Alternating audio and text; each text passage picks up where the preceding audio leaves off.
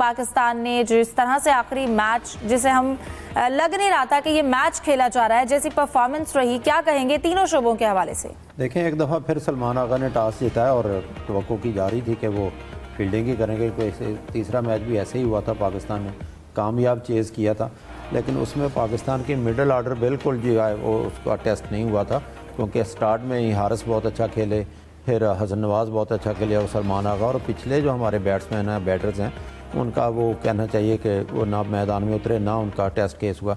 लेकिन ये जो मैच था, इसमें फिर टॉस जीता सलमान आगा ने और उन्होंने फील्डिंग का फैसला किया और दरमियानी ओवर्स पाकिस्तानी स्पिनर्स ने अच्छे कराए थे, क्योंकि 10 ओवर्स में 134 रन बनाए। यहाँ पर देखें न्यूजीलैंड की जो है, जिस तरह से न्यूजीलैंड की टीम खेलती है, उनकी विकटें गिरती हैं लेकिन वो अपना रन रेट कम नहीं होने देते। 134 गालिबन रन उन्होंने बना लिए थे, 2 आउट हुए थे, और ये कहा जा रहा था कि वहाँ के टेस्ट ग्राउंड का ये सबसे हाईएस्ट रन थे जो 10 ओवर्स में न्यूजीलैंड की टीम ने बनाए।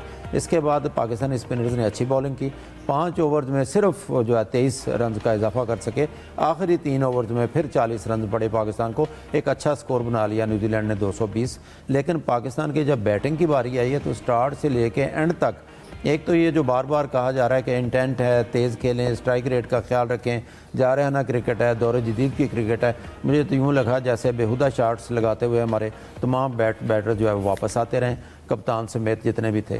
और एंड पे जाके आपको याद होगा, अगर अब्दुल समद ना आते, जिनको बैटिंग आर्डर ना जाने क्यों शादाब को हर मैच में पहले भेजा जाता है, खुशदिल को भी पहले भेजा गया, हालांकि विकेटें गिर रही थी, एंड पे आकर वो स्कोर ना करते तो शायद पाकिस्तान बेहतरीन कारकर्दगी का एक रिकॉर्ड भी बना देता। तो जो अदम तसलसल पाकिस्तानी टीम में आज नहीं है, हमेशा से भी कहा जाता है, वो स्टिल वही चल रहा है। ठीक है, नौजवान खिलाड़ी हैं, सीख रहे हैं, हर मैच के बाद एक टिपिकल किस्म की गुफ्तगू हमें कोच की तरफ से, हेड कोच की तरफ से या कप्तान की तरफ से भी सुनने को मिलती है कि हम सीख रहे हैं या सीख रहे हैं। लेकिन कम अज़ कम टीम कंपटीशन करके मुकाबला करते हुए अगर हारती है, फिर इतना अफसोस नहीं होता है, इतना दुख नहीं होता। तो बहुत मायूस किया एक दफ़ा फिर पाकिस्तानी टीम ने गुज़श्ता रोज़ चौथे मैच में। सलीम साहब, जैसे कि हम वही बात कर रहे थे, खुशदिल शाह भी उतना खुश नहीं कर सके, फिर शादाब खान ने अपनी जो सिलेक्शन है उस पर सवालिया निशान लगा दिया।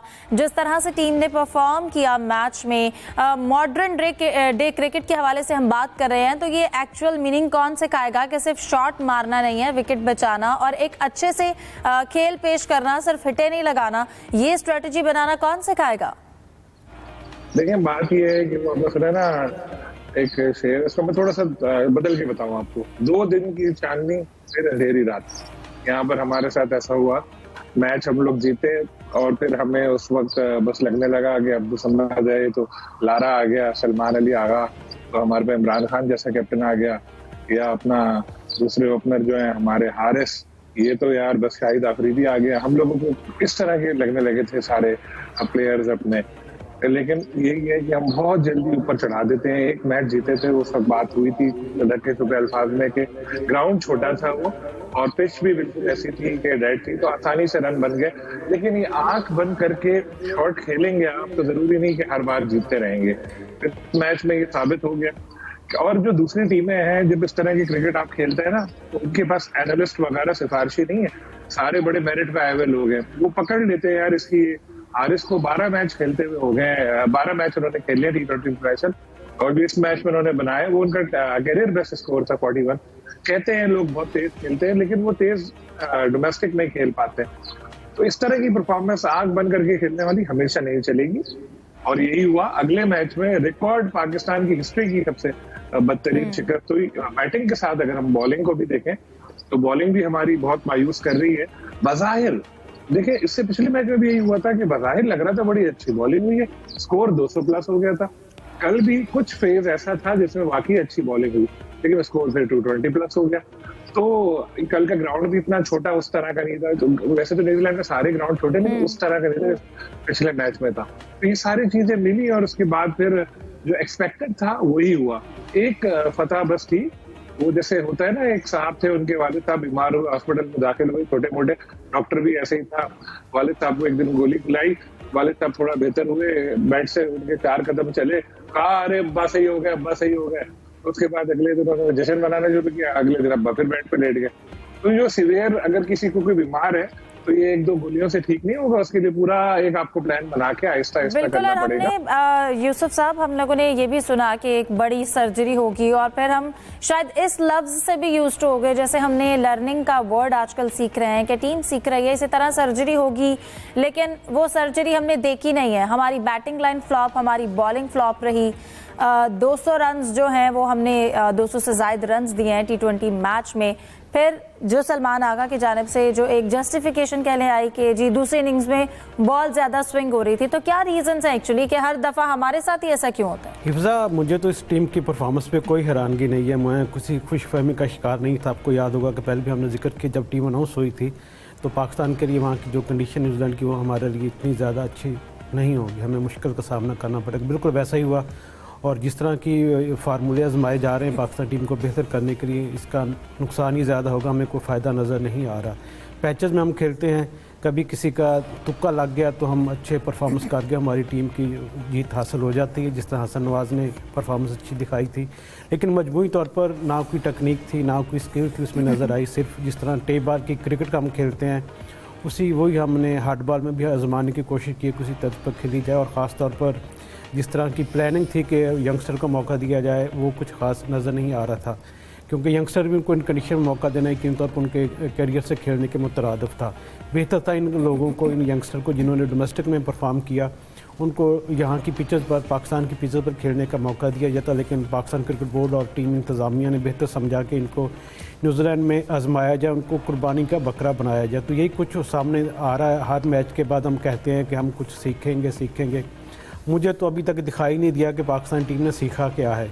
हो सकता है कि आकिब जावेद और सलमान अली आगा को कुछ आइडिया हो, उन्होंने कुछ सीखा हो, लेकिन अभी तक तो हमें कुछ भी नज़र नहीं आ रहा। वो भी सीखने की कोशिश कर रहे हैं। और ख़ास तौर पर मैं अगर पाकिस्तान की बॉलिंग लाइन की बात करूं तो बॉलिंग लाइन ने तो बहुत ज़्यादा मायूस किया है। ठीक है, हमारे नौजवान बैटर थे, यंगस्टर थे, उनका पहले मैचेस है, उनको मसाइल का सामना है, लेकिन शाहीन शाह अफरीदी तो एक अरसे से पाकिस्तान टीम का अहम हथियार है। उनकी जानब से परफॉर्म ना करना, और हर मैच में हमारे जो बॉलर्स हैं वो 200 प्लस रन दे रहे हैं, तो इससे अंदाज़ा लगाया जा सकता है कि हमारी जो बॉलिंग लाइन है वो कहाँ तक आकर खड़ी। बिल्कुल, इस तरह तो दूसरी टीम पर फिर वो प्रेशर भी नहीं रहता। अगर आपके मेन प्लेयर, आपके की बॉलर्स इस तरह की बॉलिंग करवाएं तो आपका वो एक जो डर होता है अपोजिट जो आपकी टीम होती है उसके ऊपर वो वैसा नहीं रहता। बेसिकली जो बड़ा बॉलर हिफ्ज़ा बॉलिंग करता है ना कहीं बैट्समैन को डर होता है कि ये 2 या 3 डिलीवरीज या एक डिलीवरी इसकी ऐसी आएगी जिससे वो डरते हैं, मोहतात होते हैं। अब ये चीज़ शाहीन में दिखाई नहीं देती।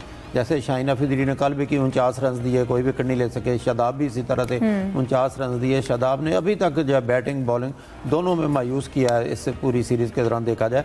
यहाँ मैं जिक्र करना चाहूँगा थोड़ा सा इंग्लैंड की क्रिकेट टीम का। ब्रेंडन मैकॉलम आए थे तो उन्होंने कहा मैं मॉडर्न क्रिकेट जो है वो इंट्रोड्यूस कराऊंगा। अब ब्रेंडन मैकॉलम गालबन 1.5-2 साल के बाद न्यूजीलैंड पहुँचे हैं इंग्लैंड से, और इंग्लिश अखबारों ने लिखा है कि इंग्लैंड की क्रिकेट को तबाह करके ब्रेंडन मैकॉलम जो है वापस वहाँ पर चले गए, क्योंकि मॉडर्न क्रिकेट जो है ना वो इंट्रोड्यूस कराना चाहते थे। कभी टेस्ट मैच की पहले दिन ही इनिंग्स डिक्लेयर कर देते थे। जो यहाँ पे हाल हुआ इंग्लैंड की टीम का वो भी सबने देखा। तो जो इंटेंट है या मॉडर्न डे क्रिकेट है या स्ट्राइक रेट है, इनके साथ साथ जैसा शाहिद अफरीदी ने चंद दिन पहले कहा था, उन्होंने एक फंक्शन में बात भी ये भी की कि हर शख्स जो है शाहिद अफरीदी बनना चाहता है। भाई जिस बाल को रोकना है उसको रोकना भी तो सीखें।